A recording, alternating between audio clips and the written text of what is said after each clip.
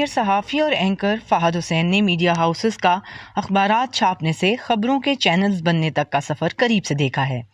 وہ کہتے ہیں کہ اتنے برس گزر جانے کے بعد بھی پاکستان میں صحافت معیار کے لحاظ سے وہاں نہیں پہنچ سکی جہاں اسے ہونا چاہیے تھا۔ ہم جو بیسک سپاٹ رپورٹنگ ہے، بیسک لائیو کوریج ہے، اس سے آگے ویلیو ایڈڈ کانٹینٹ کو بنانے میں ناکام ہو گئے۔ اب ہوا یہ ہے کہ کچھ ریسٹرکشنز بھی ہوئی ہیں، کچھ پریشرز بھی آئے ہیں،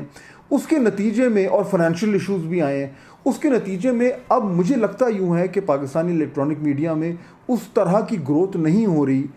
جس طرح ہونی چاہیے، کوالٹیٹیولی بھی اور کوانٹیٹیولی بھی۔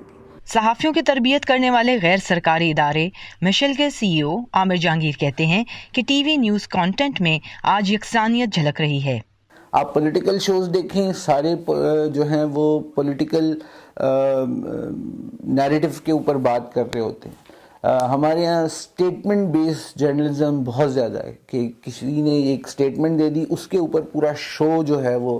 چلنا شروع ہو جاتا ہے۔ فہد حسین کے مطابق معیار میں بہتری نہ آنے کی بڑی وجہ اداروں میں بڑھتا کمرشلزم اور ایڈیٹر جیسے اہم عہدے کے تیزی سے کم ہوتے اختیارات بھی ہیں۔ جو مالکان ہیں، جو اونرز ہیں، ان کی انوالومنٹ ہمیشہ سے رہی ہے، اخبارات میں بھی ہے،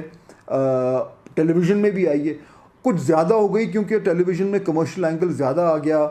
پیسے کا عمل دخل زیادہ ہو گیا، اور اس کے ساتھ ساتھ کیونکہ پاکستانی الیکٹرانک میڈیا کا جو انفلوئنس، اثر و رسوخ جب بڑھا تو وہ پاکستان میں جو مختلف بڑے اسٹیک ہولڈرز ہیں ان کے ایجنڈاز کا بھی حصہ بننا شروع ہو گیا۔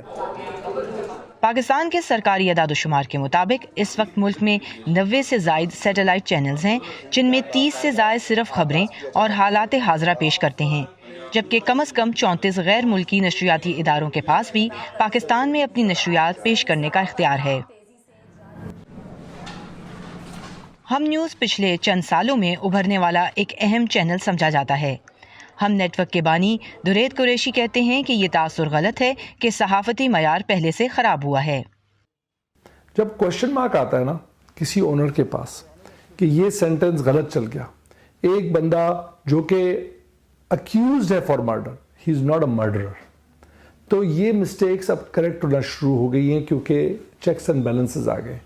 آپ ایک دیکھے جانے والے چینل ہو گئے ہیں،